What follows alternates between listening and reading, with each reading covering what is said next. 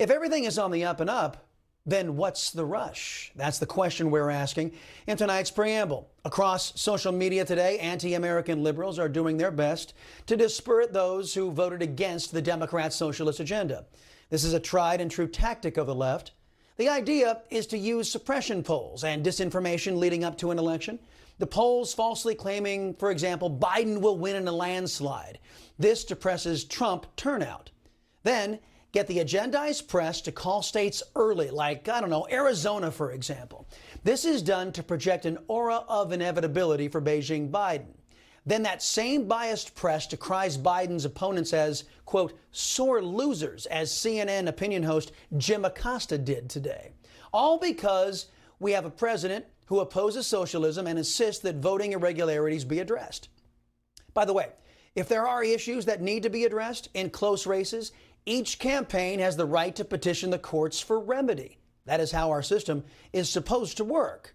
Plus, we need to get some answers. We'd like to know why the count suddenly stopped in liberal districts on election night. We'd like to know why the GOP has had to go to court several times to force Democrats to let Republicans observe the validity of mail-in ballots in places like Georgia and Pennsylvania.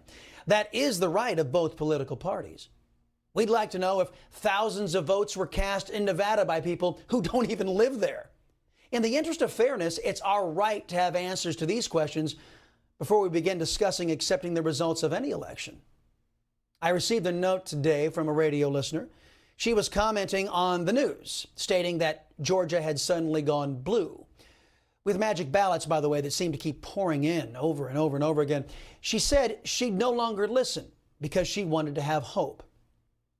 Well, you can't blame her, can you? Over half the country is hoping to be spared from higher taxes, high unemployment, government-ordered China virus shutdowns, a depleted military, wide-open borders, defunded police, and our schools degraded into Marxist indoctrination centers.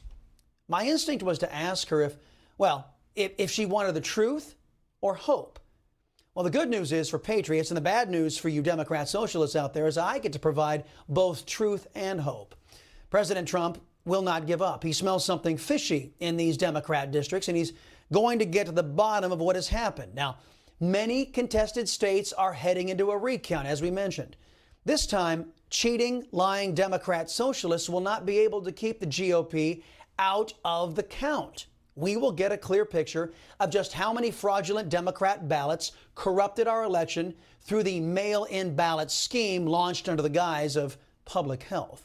Now, if everything is on the up and up, we will be assured that the election results are as fair as possible. But if massive voter fraud is discovered, we will have proof positive this country can never trust Democrats again with our democracy.